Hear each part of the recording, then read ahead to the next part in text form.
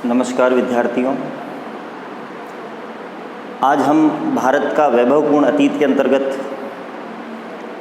भारत में प्रागैतिहासिक पाषाण संस्कृति की बात करेंगे। इससे पूर्व लेक्चर 7 में हमने भारत की कुछ वैभवपूर्ण उपलब्धियों, गौरवपूर्ण उपलब्धियों के बारे में बात की थी। इसके साथ साथ हमने भारत में नाविक शक्ति के विषय में भी चर्चा की थी।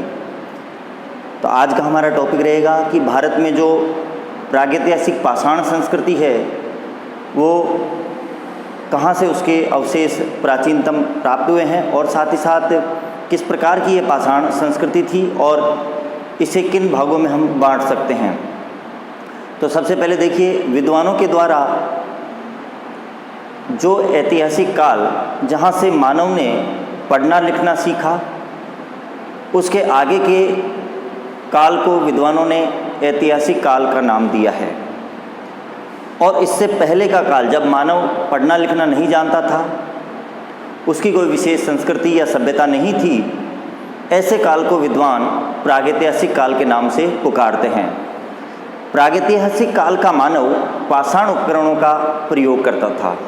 पाषाण अर्थात पत्थर के उपकरण, औजार आदि बनाता था, क्योंकि पृथ्वी पर उसको सबसे पहले पत्थर ही मिले, पाषाण ही मिले, जिनका उपयोग उसने उपकरण बनाने में किया।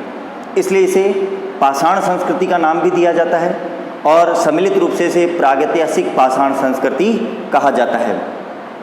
तो भारत में ये जो प्रागैतिहासिक पाषाण संस्कृति के जो उपकरण या अवशेष मिले हैं वो कहाँ से मिले हैं, तो हम बात करेंगे कि भारत में जो शिवालिक पहाड़ियाँ हैं, शिवालिक पहाड़ियों में 20 लाख वर्ष पुराने पाषाण उपकरण मिले हैं जो मानव प्रयोग करता था। इसका तात्पर्य है कि पाषाण संस्कृति का आविर्भाव भारत में लगभग 20 लाख वर्ष पूर्व ही हो चुका था। यहाँ पर विद्वानों ने इस पूरे पाषाण संस्कृति को या प्रागैतिहासिक काल को 3 भागों में बांटा है मुख्य तौर पर। उसमें से पूरा पाषाण काल, दूसरे नंबर पे उन्होंने मध्य पाषाण काल और तीसरे नंबर पे उन्होंने नवपाषाण काल नाम दिया है। ये जो विभाजन किया गया है, ये विभाजन प्राप्त उपकरणों और उनके आकार प्रकार के आधार पर ये विभाजन मानव पूरा पाषाण संस्कृति का किया गया है। तो यहाँ पर इनमें मोटे तौर पर क्या अंतर है, हम ये देखते हैं।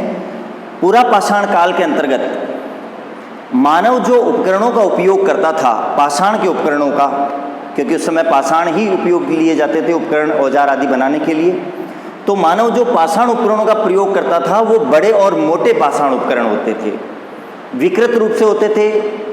विकृत का तात्पर्य है कि बहुत अच्छे प्रकार से सधे हुए पाषाण उपकरण नहीं मिले हैं।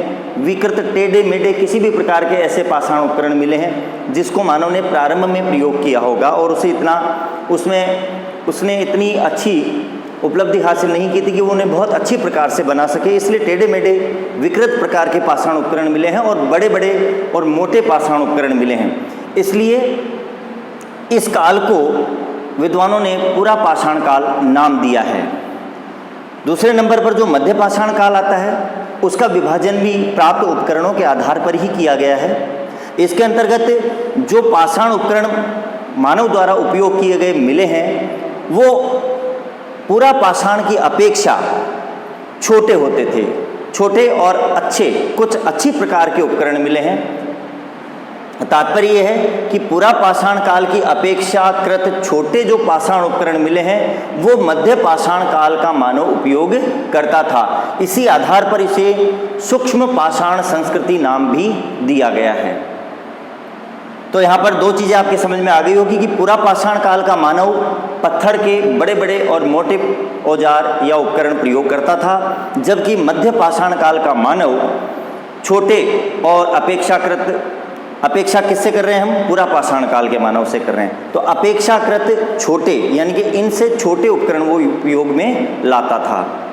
इसे सूक्ष्म पाषाण संस्कृति भी कह सकते हैं। इसके अतिरिक्त जो तीसरा विभाजन है वो नवपाषाण काल में किया गया है। यहाँ पर मानव संस्कृति में काफ़ी कुछ परिवर्तन आ गया था।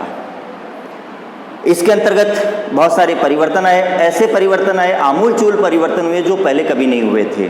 जैसे मानव ने इसमें कृषि करना और पशुपालन करना सीख लिया था। पहले का मानव शिकार करके और इधर उधर जंगलों में भटकते हुए भोजन की तलाश में अपना समय व्यतीत करता था और कहीं भी निवास कर लेता था। अधिकांशतः उसका निवास पहाड़ी गुफाओं में होता था। इसके अलावा जंगलों के पेड़ आदि पर भी उसका निवास स्थान होता था और कंदमूल फल खा करके और जंगली जानवरों का शिकार करके वो अपना जीवन यापन करता था। परंतु नवपाषाण काल में मानव के जीवन में बहुत अधिक परिवर्तन आ गया था। उसने कृषि कार्य करना सीख लिया और साथ साथ उसने कृषि के साथ साथ पशुपालन भी करना सीख लिया। मानव के द्वारा जो सबसे पहले पशु पालतू बनाया गया वो था कुत्ता। तो मानव ने सबसे पहले कुत्ते को, डॉग को पालतू बनाया।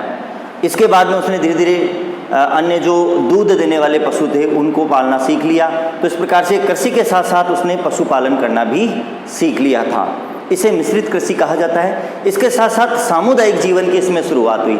अब सामुदायिक जीवन से तात्पर्य यह है कि मानव कृषि और पशुपालन करने के लिए एक स्थान पर टिक करके रहने लगा। पहले वो घुमक्कड़ जीवन व्यतीत करता था, खानाबदोश जीवन व्यतीत करता था, परंतु कृषि और पशुपालन सीखने के कारण से उसको एक स्थान पर टिक कर रहने की आवश्यकता अनुभव हुई और मानव एक स्थान पर टिक करके रहने लगा। अब ऐसा स्थान जहाँ पर वो रह सके, इसके लिए ये भी आवश्यक था कि वातावरण उसके अनुकूल हो, परिस्थितियाँ उसके अनुकूल हो। इसलिए अधिकांशतः मानव ने जहाँ पर जल और उपजाऊ भूमि उपलब्ध थी वहाँ पर अपना निवास बनाया। धीरे धीरे अन्य मानव भी वहाँ आकर के निवास करने लगे। तो धीरे धीरे क्या हुआ कि एक तरह से सामुदायिक जीवन, समूह में मानव रहने लगा। अपनी सुरक्षा के हिसाब से और कृषि और पशुपालन की आवश्यकता के कारण से मानव समूह में रहने लगा और इस समूह को ही हम कहते हैं सामुदायिक जीवन। तो यहाँ से सामुदायिक जीवन की शुरुआत होती है नवपाषाण काल से। इसके साथ साथ अब जब मानव समूह में रहेगा तो वो विभिन्न क्रियाकलाप भी करेगा और धीरे धीरे वो क्रियाकलाप उसके रूटीन में यानी कि दैनिक जीवन में आने लग जाते हैं। और जब दैनिक जीवन में वो क्रियाकलाप निश्चित हो जाते हैं तो वहाँ पर संस्कृति का आविर्भाव हो जाता है। तो सांस्कृतिक और आर्थिक युग की शुरुआत हो गई। आर्थिक युग इसलिए कि मानव पहले केवल अपने भोजन के लिए अपना जीवन यापन करता था, घुमक्कड़ जीवन व्यतीत करता था, परंतु अब उसने पशुपालन और कृषि करना सीख लिया और साथ साथ उसने अनाज को और पशुओं को पालते हुए जो खाद्यान्न था उसको इकट्ठा करना भी सीख लिया, स्टॉक करना सीख लिया था। इसलिए सांस्कृतिक और आर्थिक जीवन की शुरुआत भी इस नवपाषाण काल से ही मानी जाती है। तो नवपाषाण काल में मानव ने बहुत सारे नए परिवर्तन आ गए मानव जीवन में।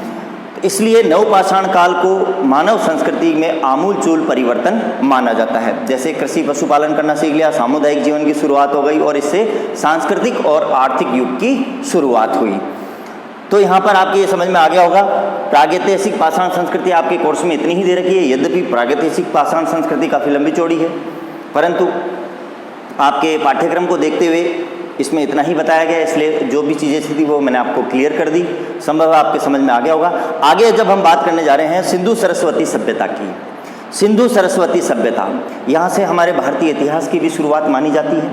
अब देखिए, सभ्यता और संस्कृति में अंतर तो हालांकि हमने पिछली कक्षा 11 में ही बात कर ली थी कि सभ्यता और संस्कृति क्या है।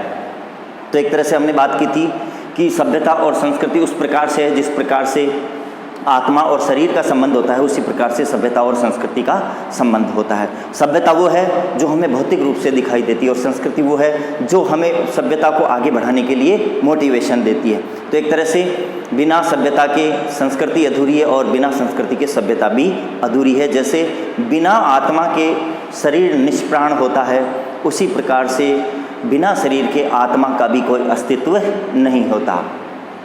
तो यहाँ पर सिंधु सरस्वती सभ्यता की जब हम बात करने जा रहे हैं तो सबसे पहले हमारे दिमाग में ये आता है कि ये जो सभ्यता थी वो किस स्थान पर पनपी।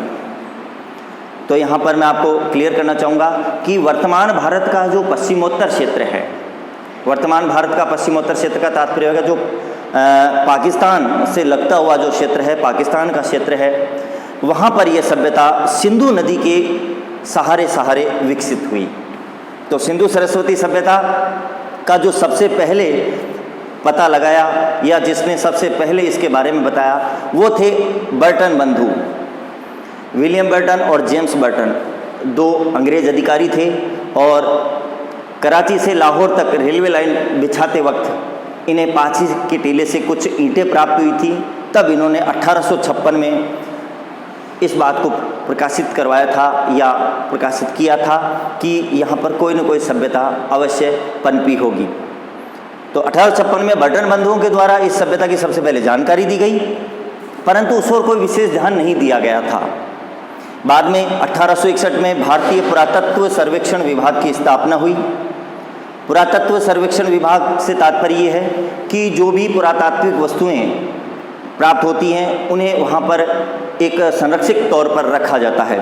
तो इस विभाग की स्थापना के बाद 1861 में भारत में जो भी पुरातात्विक खोजें हुई उन सब के बारे में जो जानकारी प्राप्त हुई, उन सब का जो विवरण है वो भारतीय पुरातात्विक सर्वेक्षण विभाग के अंतर्गत मिल जाता है, उपलब्ध हो जाता है। यहाँ पर उसको संरक्षित करके रखा जाता है।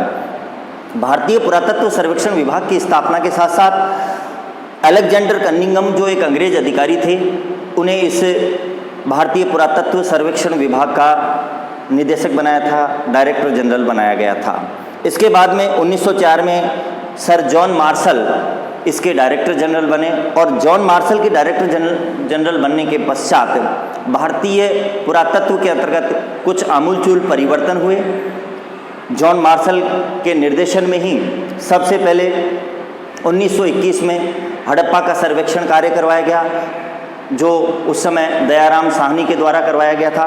और जॉन मार्शल के निर्देशन में ही 1922 में मोहनजोदड़ो नामक स्थल का सर्वेक्षण करवाया गया। राखल दास बनर्जी ने ये सर्वेक्षण करवाया था। तो यहाँ पर जो हम सिंधु सरस्वती सभ्यता की बात करने जा रहे हैं, इसकी हम विशेष तौर पर हमारे भारतीय संस्कृति, भारतीय सभ्यता, भारतीय इतिहास की यहाँ से प्रारंभ माना जाता है, इसलिए इसको हम थोड़ा डिटेल में पढ़ेंगे नेक्स्ट क्लास में। अभी के लिए मैं थोड़ा सा आपको थोड़ा बहुत बता रहा हूँ ताकि आपको आगे की क्लास में और अच्छी तरह समझ में आ जाए। तो जॉन मार्शल के डायरेक्टर निर्देशक यानी कि डायरेक्टर जनरल या निदेशक बनने के पश्चात भारतीय सर्वेक्षण विभाग के द्वारा हड़प्पा और मोहनजोदड़ो की सर्वप्रथम खुदाई करवाई गई, जहां पर 1921 में दयाराम साहनी ने हड़प्पा नामक स्थल की खुदाई की और 1922 में राखलदास बनर्जी यानी कि आर.डी. बनर्जी ने मोहनजोदड़ो की खुदाई करवाई। तो सबसे पहले हड़प्पा स्थल, इसका सर्वेक्षण कार्य हुआ था हड़प्पा स्थल पर, इसलिए सभ्यता को सर्वप्रथम विद्वानों ने हड़प्पा सभ्यता नाम दिया था। ऐसा इसलिए किया गया क्योंकि ये परंपरा रही थी कि जिस स्थल पर सबसे पहले खुदाई होती थी उस सभ्यता का नाम उसी स्थल के नाम पर रखा जाता था, इसलिए इसे हड़प्पा सभ्यता भी कहा गया है। बाद में इसके अधिकांश जो स्थल मिले वो सिंधु नदी के आसपास मिले, इसलिए इसको सिंधु सभ्यता या सिंधु घाटी सभ्यता भी कहा गया। इसके पश्चात सरस्वती जो नदी अब विलुप्त हो चुकी है, उस सरस्वती नदी के किनारे भी इसके काफ़ी स्थल प्रकाश में आए, इसलिए इसको वर्तमान में सिंधु सरस्वती सभ्यता नाम दिया गया है। तो यहाँ पर हम सिंधु सरस्वती सभ्यता के बारे में और अधिक डिटेल से चर्चा करेंगे नेक्स्ट लेक्चर में। तब तक के लिए धन्यवाद।